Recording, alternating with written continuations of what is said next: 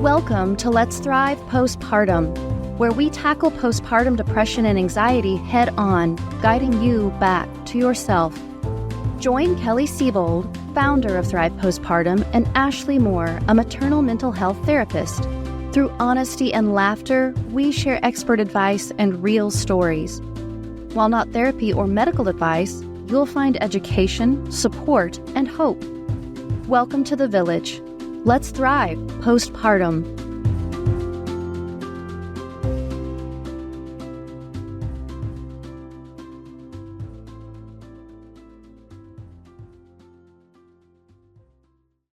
Hi, and welcome back to Let's Thrive Postpartum. I'm Kelly. And I'm Ashley. We are so glad you are joining us this week. It's going to be an amazing conversation. And Ashley, as we're jumping into it, we're trying to be both really intentional about what we've been doing recently. I know we were just talking about what our goals, some kind of things that you and I are looking forward to. And I think all of it comes back to, being a mom and going through this, having those things to look forward to, and how are you intentionally spending some of your time and your mindset? Ashley, how's the intentions been going this week? It's been interesting. My brain is typically kind of like a ping pong or like, what's that game that you used to play in the arcade where you hit the... I was going to say Frogger, but that's not it. But it's like the one ball with its back and forth. Yes. You're old. Well, I know. Whatever that game is, that's how my brain is with intentions. I get one and I'll be really good about it for a short amount of time, and then it goes away and then something else comes back in. But recently, I've been trying to be really intentional just about what I'm eating and like putting in my body, courtesy of several friends who have made some book recommendations. I was like, oh, maybe I need to think about this a little bit. So any good books that you recommend that you've been reading about it? Yeah, so I'm reading a great book called Good Energy right now. That's by Dr. Casey Means. She's listening. She would be a wonderful guest on this podcast to talk about physical health. Yeah, so it's a great book just about talking about like monitoring and thinking about like your glucose levels and how the food that you're putting in. I know for me, I feel big like spikes and crashes in my blood sugar that really affects my mood and focus and that kind of thing. So I've always been trying to keep things level in that area. But this week, I've just been eating lots of like just salads and whole foods, like healthy grains and breads and stuff. And yeah, I mean, I've had pasta and stuff like that, but I feel good. It's only been like 4 days, but I'm not going to be able to keep it up like this forever. But I don't know. I feel good. And I felt a little more level in terms of like, not getting those jitters or the weird feeling that happens. And that can help your mental mood so much, just eating foods that are a lot more stable without the huge sugar crashes. That's great. Yeah. I need to put that in. I'm on, that's the wagon I'm on right now. We'll see how long it lasts. What about you, Kelly? I probably should be more intentional about things this week, but I think it really, for me, has been trying to spend more time with my family when I'm with my family, which sounds like a weird thing to say, but I tend to, at this point in my life, get distracted by my phone probably more than I should. One, I used it as a defense mechanism back in the day where I could distract myself with things. And now it's really trying to, I only get to spend so much time with my daughter in the evenings. How do you put down the phone, put down everything else, and just enjoy that time? And it was brought on by our vacation that we just had, and having that uninterrupted family time was wonderful. So it's just been nice to remember these moments are fleeting, and how do you enjoy them when you can? Because there are moments when, we all don't enjoy them. So let's, make it a little bit more intentional, happy. I know. That's really nice. Sometimes my husband and I will have to say, like, we'll go a week where we're like, okay, 5 o'clock, there's a timer that's set. Like, put your phone down, no phones until after the kids are in bed. It's kind of scary how hard it is. I mean, we've talked here about like just social media and all that other stuff, but even just checking emails or like, sending out emails and other things like that, it's so difficult. Whereas like if I had to only use my laptop, I would not be just sitting there like on my laptop. But your work email and everything you do is right there on your phone. It's accessible, which is great when you're in a virtual world. But at the same point, it's nice to walk away intentionally from that. Yeah, that's really good. I'm sure it feels good too. Feels good for you and your husband and your daughter. Like, It does. It's really nice. yeah, So if you're listening, try that. Even though you have your phone yeah. out for a podcast, it's still really great sometimes to put the work part away or the things that are stressing you away and spend Yep. time. Yeah. Well, speaking about intentions, our guest today is Sara Holt. She is very intentional about the work that she is doing in Portland, Oregon. And I'm really excited for her to share her story. So she is a certified nurse midwife. She's been practicing midwifery for more than 25 years. She proudly says she's caught more than 3,500 babies in her career, which is just astounding to think about. Yes. It's crazy. She So many herself moms. is, yeah, she is herself is actually also a postpartum depression survivor. And her experience with postpartum depression has influenced her current practice tremendously. She offers in her company called Byenveni Baby, which, by the way, means welcome in Haitian Creole. Her practice offers mental health support. She's trying to address some of the gaps that are within the current pregnancy care model. So they have support groups, lactation consultants, gynecology, full scope midwifery services. That is all happening out of her office in Portland, Oregon. She herself, when she's not so involved in the birthy things of the world, as she says, she loves reading and biking, practicing yoga, and hanging out with her family. She's a really, really wonderful guest. I thoroughly enjoyed this interview. And yeah, Kelly, Me you want to too. tell us a little bit about what's I going think you're on? going to really enjoy this. She's one of those people where I guess for Ashley and I, when we get to speak with people on a podcast, you get to meet some amazing people. And I think Sarah's one of those that I would just say is amazing people to meet. And I think you're going to feel her energy and what she's doing. And somewhere in here, she's going to talk about how the biggest physiological change that you make as a female are the first few days after childbirth, minus death. That's the biggest time you're ever going to change. And there's not a lot that as a country we are set up to do to support moms in that. And so, Yeah. based on Sarah's experience with postpartum depression and all of the things that she went through, she's really helping moms kind of bridge this gap. And how do you help them in the years after childbirth to really get the support they need? She talks about what it's like when a family member has addiction, if you're struggling with being a solo parent, or even shame that you might feel if you are a healthcare birth worker and also struggling after childbirth. What does that feel like? It's just a really empowering story. There's lots of great takeaways.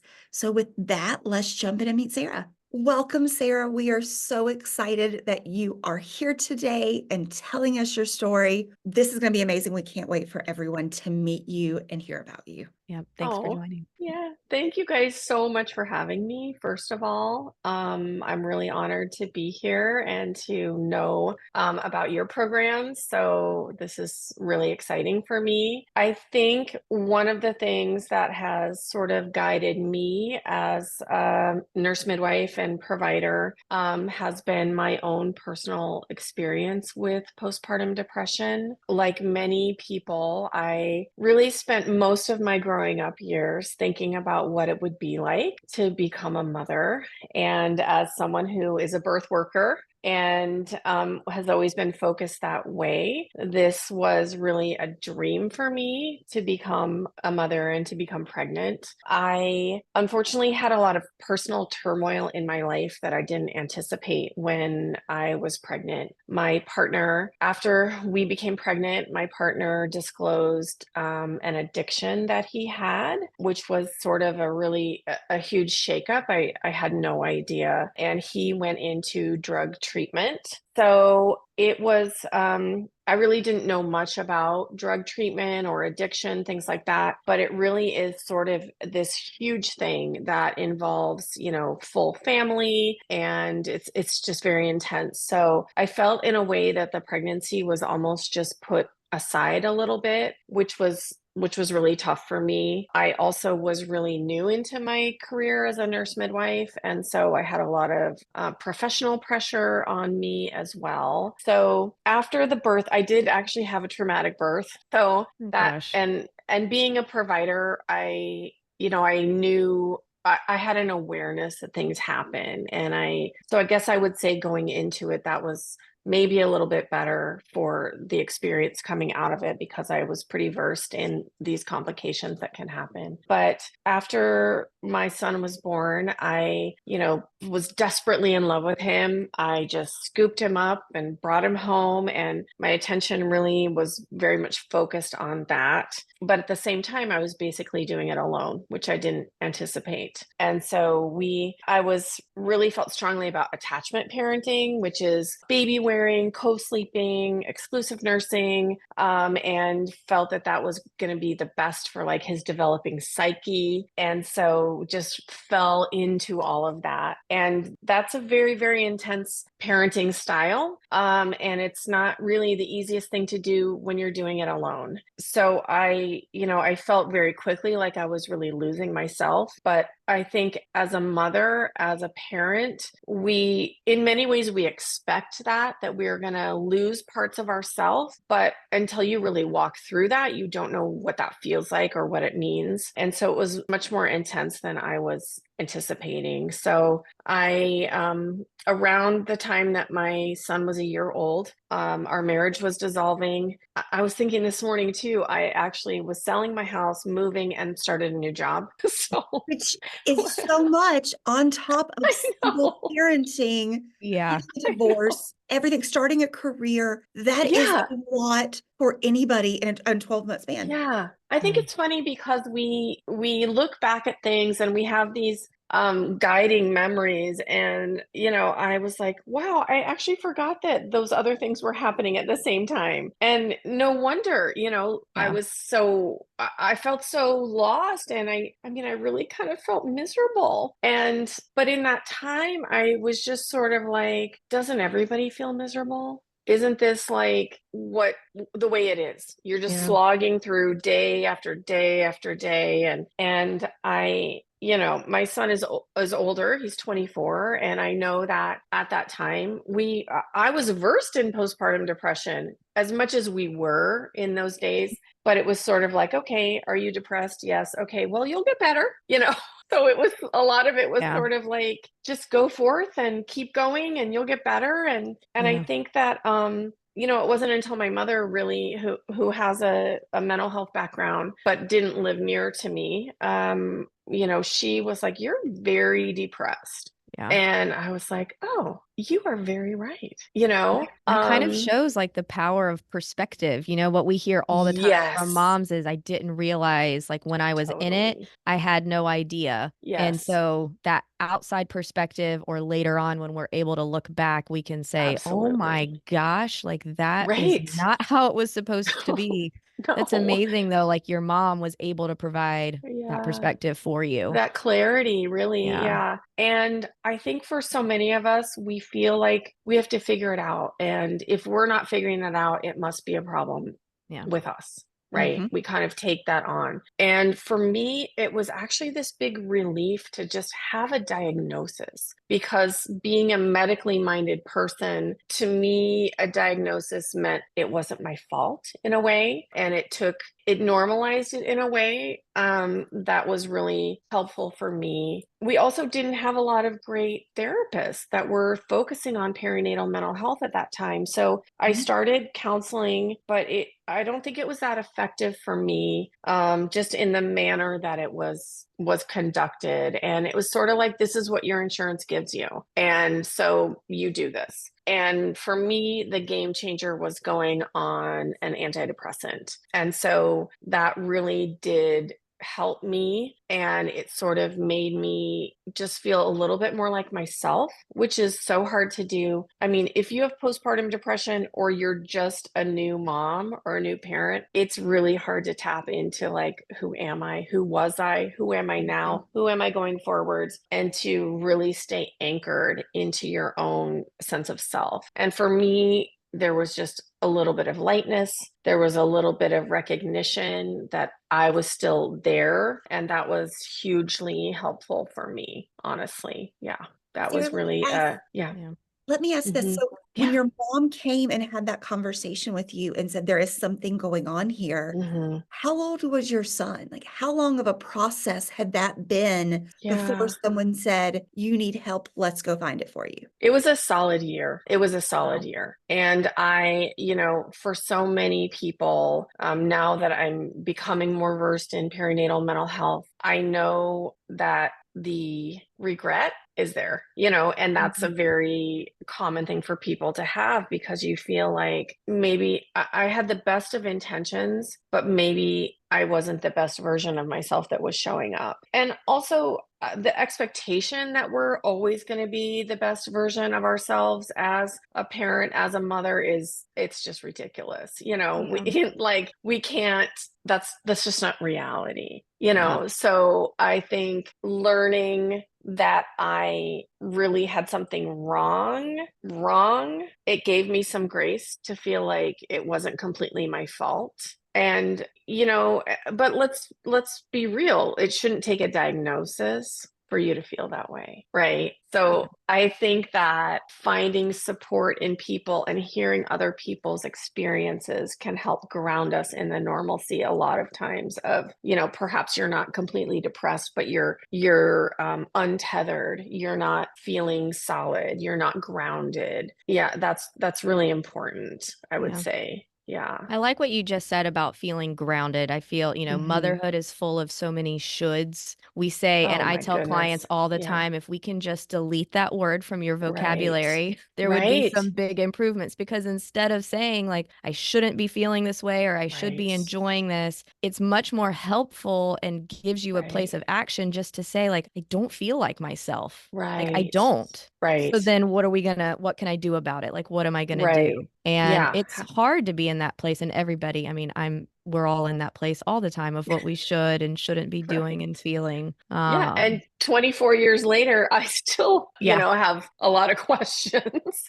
It's just, I think I'm a person that's pretty transparent. And that's one thing that I love. Like when I'm working with pregnant people and postpartum people and patients, I like to share, a small amount. I like to tell people like, hey, I've been there. I'm not going to tell them the entire thing. That's beyond the scope of anything. And maybe someone might be like, that's kind of weird. But I do like to normalize the experience and just say, and that's one of the things that we work on, so much with our groups here too, just being in community and knowing that what you're feeling is really super common. It's not your fault. You didn't do something. You're not defective. You're a good mom. You're a good Yeah. mom. You're the parent that your baby needs. But I was so isolated during that time. And I was just lost in a lot of shame. I think with addiction and divorce and, also being in this role as a midwife where,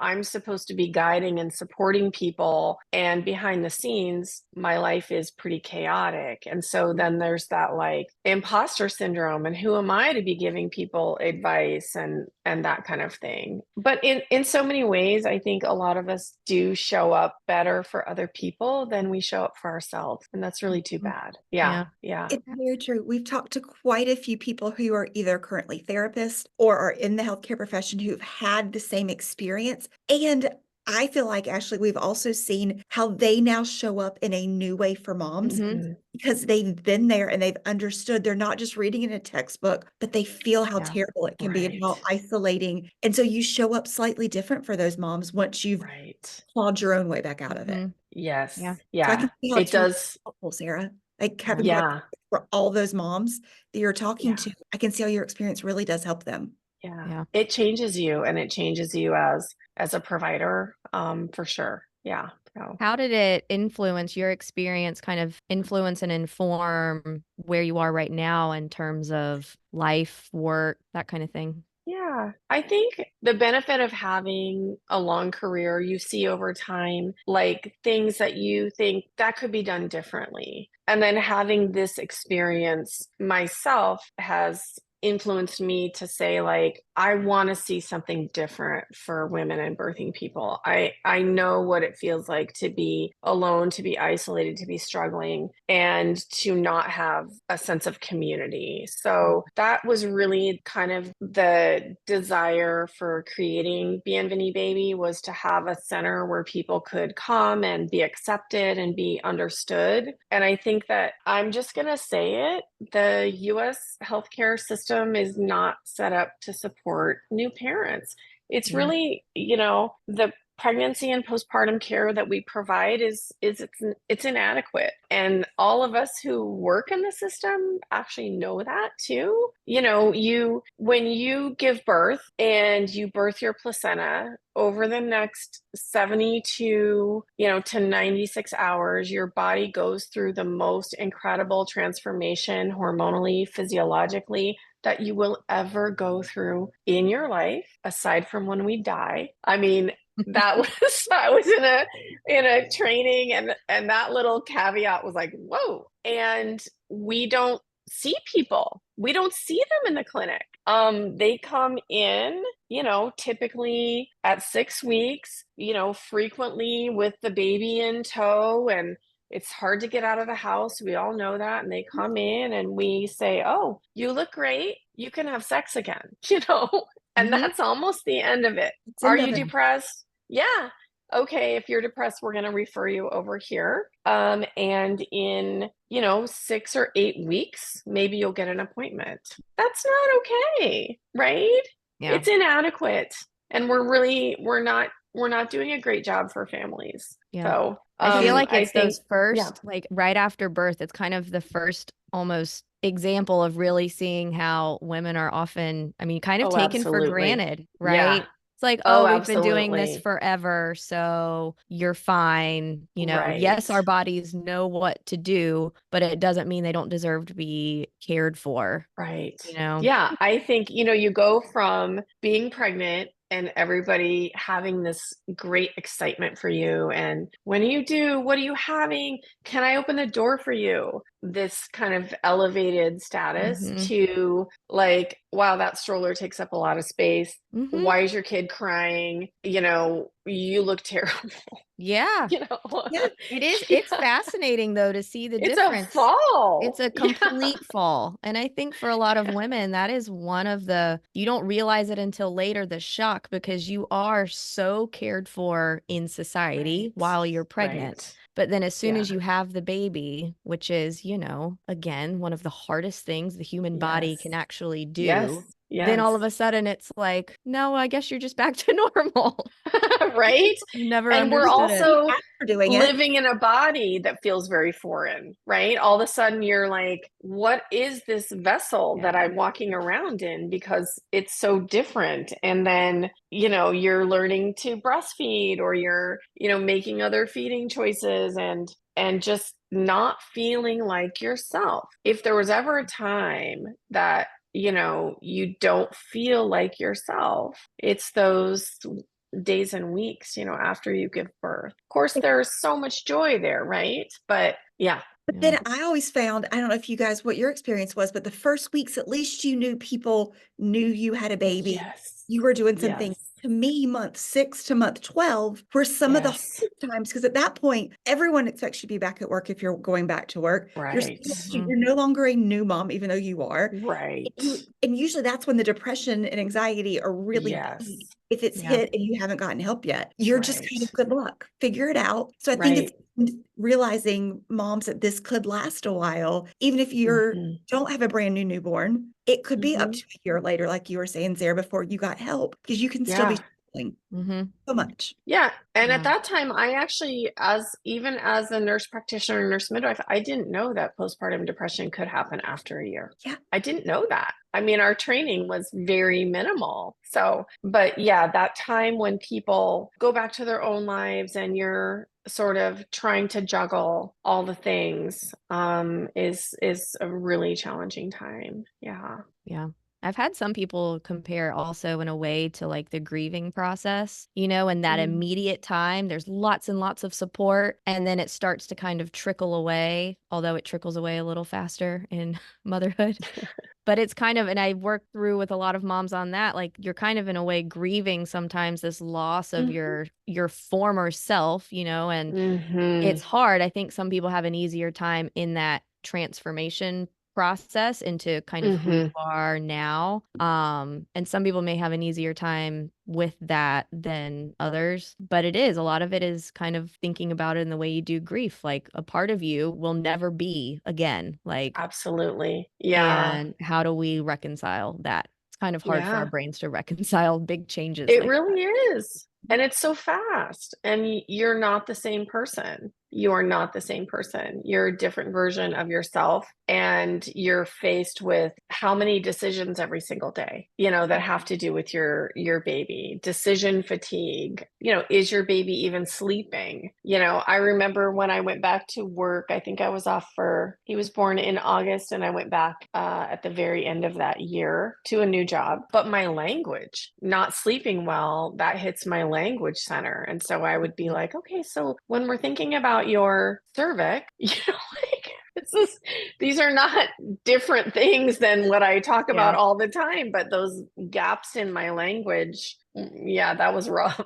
Yeah. Sarah, tell us a little bit more about what you're doing for the postpartum community in your area and what you're kind of envisioning and what you're seeing at this moment. Yeah. So, I mean, obviously it's so Byenveni Baby has many different services. So we have lactation, we have full scope midwifery care, we have a sleep support, holistic sleep coach, we have postpartum pregnancy and postpartum groups. And so that is one thing that I facilitate. I also offer assessment for perinatal mood and anxiety disorders and prescription and follow-up for medications. But the groups are very, very powerful. So it's lovely if people can come when they're still pregnant and kind of get to know people, because it is very hard to walk into something as a new mom, right? To go somewhere and when you don't know people and to come in. So, but that group is for babies from, you know, being born up to a year. And we have another group that one of the moms has kind of taken on for people that have babies older than a year, that actually meets at the same time as what we used to do, but they meet out in the community at, you know, parks or play places or that kind of thing. So that's been really so cool for me to watch it, how people just were like, we need to stay together. We need to have this support network. So people come in,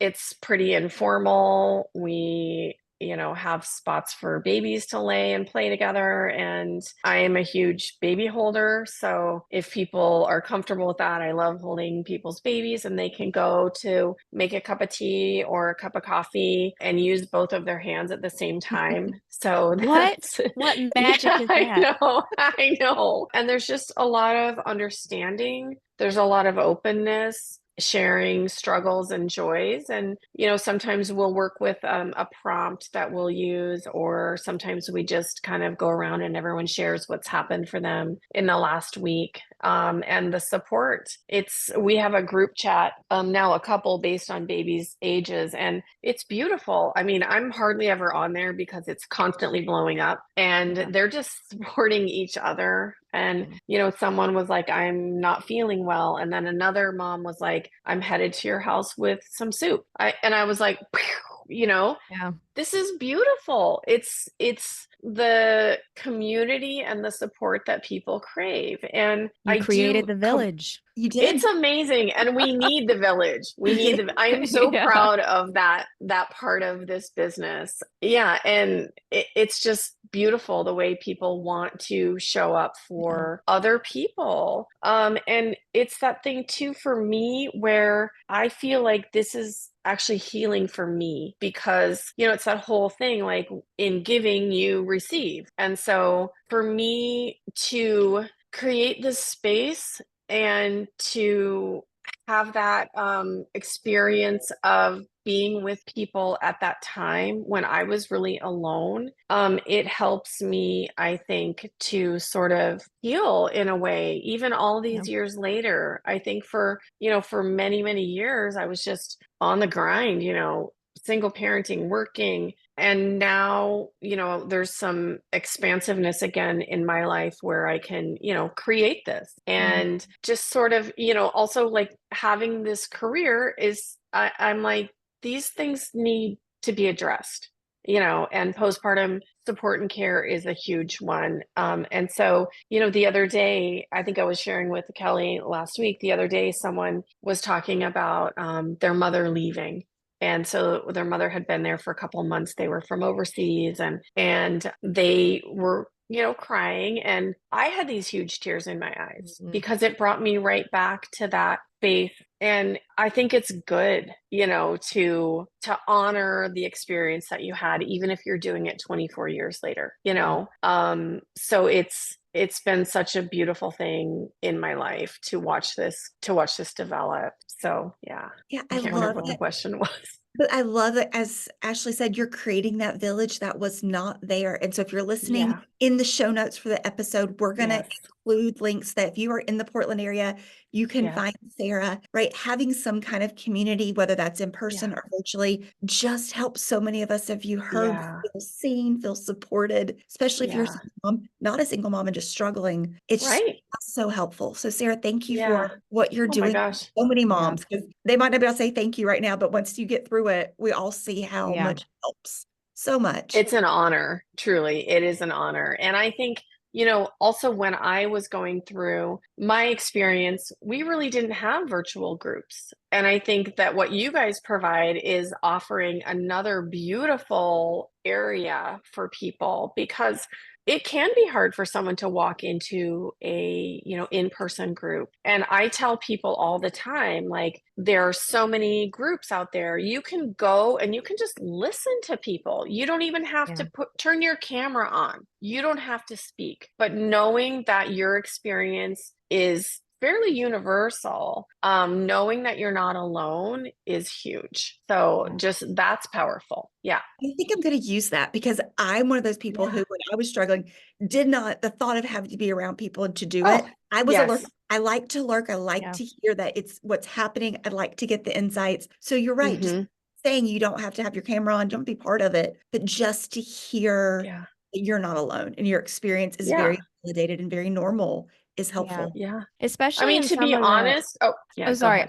Especially some of the areas around the country, there are all these pockets where there is a huge lack of, even just OBGYN care, all kinds of mental health care, being able, you do feel very alone because you're looking around and you're like, there's no one even here to tell me that maybe this is or is not okay. So to have a space, any kind of space for people to come in and just hear other stories, I think is really impactful. Yeah. I don't know that I could have walked into a postpartum group when I was going through it myself. I don't know that I could have done that. I think also being a professional in the community too, it would have been, especially because of the chaos that I was facing and having that be, that was a big part of what, uncentered me, but also I definitely was very uncentered or like thrown off by just the intensity of parenting. But it would have, I think, where my self-esteem was at that time and my feeling that it was my fault and there was something wrong with me, I think that probably would have prevented me from walking into a space like this. To be honest. Yeah. So let me ask this. So now that you're on the other side, you're helping moms who are walking in, what advice do you have someone, whether they have a support group near them or not, what would you love a new mom who's in that thick of depression to know? Well, the first thing is you're going to find yourself again. It doesn't feel like you will, but you will. You may be a bit different, like we talked about, but you are going to find yourself again. This is not your fault. This is a huge physiologic transformation that you go through. We are not set up to support new mothers and new parents, and this is really not your fault. Finding community, if you can, whether it's virtual or in person, will help you understand that you're not alone, that these experiences are very universal, and finding ritual, which can be so hard, but ritual is a thing that can ground us during our day. And your ritual could be that I set the baby in their crib and I walk out and I get the mail by myself. I also am a huge fan of music. Music changes mood. So knowing those songs that kind of like trigger you, put a little what's it called? A playlist, trigger you to, either feel energized or feel happy, or feel like you need to move your body, silly song. I'm Midnight Train to Georgia. I'm sorry, that song. You can't I can't help but like, yeah. And I mean, it's the best. there's a few songs that I'm just like, okay, I need to change something, and just the little micro moments that you can find throughout your day. Reality, if you're like, okay, every Tuesday at 9:00, I am going to meet this friend at this coffee shop and do this. Is that going to happen? I mean, maybe, but it's finding the little tiny things throughout your day that can make you feel a little bit of joy. We're all reading a million books about parenting. Find a good book and listen to it. If you have that 7-minute walk to the mailbox, put your book in your ear for a few minutes. Yeah. Something that is not related to your baby and it's just pure, like Purely for you. pure. Exactly. Yeah. Yeah. I think those Wonderful. are Perfect. probably, yeah. Sarah, thank you so much for sharing your story here. I think, when moms are able to share how they've made meaning out of their really difficult experience, and then for you, you've kind of transformed that into helping others make meaning of what's going on with them. And that's really the most wonderful gift that you can give Yeah. someone. So thank you. Thank Yeah. you for everything. I do have one question. What does Yeah. Byenveni mean? Oh, yes. Okay. I'm so glad you asked. Well, first of all, you're very welcome because, this is clearly a big passion of mine, and having the opportunity to reach people in the community and in the greater country it's such a gift for me. So Byenveni means welcome in Haitian Creole. And so in 2014, I started volunteering in Haiti and training like local community midwives or traditional birth attendants. And so Haiti just has a huge part of my heart. Yeah. And so that was how I chose Byenveni. So it means welcome baby, and welcome because I want people to feel welcomed and nurtured and safe and accepted overall, because we all need that, Yeah. I love that. What a wonderful name and what a wonderful story from where it came behind as well. Yeah, it's Thank a you really so much. important thing. So yeah, you're so welcome. Thank you guys for everything that If you're you doing. are Yeah. in the Portland area, please check Sara out. Her links will be in our show notes right below the podcast that you're listening to. And Sara, we really appreciate you coming on, telling your story, but more than that, we appreciate all that you're doing for so many moms and the difference that you're making. Thank you so much. Yeah, truly, it is an honor, and it's been so great to talk to you guys. And so I'm very grateful for you. Thank you, Sarah. Thank you. Thank you all for joining us. Thank you for Sara for telling her story and being part of the Let's Thrive community. And Ashley, I guess we'll see you next week. Yeah, we'll see you guys next time. If you enjoyed this episode and found it helpful, please be sure to hit subscribe, leave us your feedback, and give us a 5-star review. For even more support, visit us at wethrivepostpartum.com/podcast to sign up for our newsletter and learn more about our community. Remember, you are not alone. With support, you can feel better. Together, let's thrive postpartum.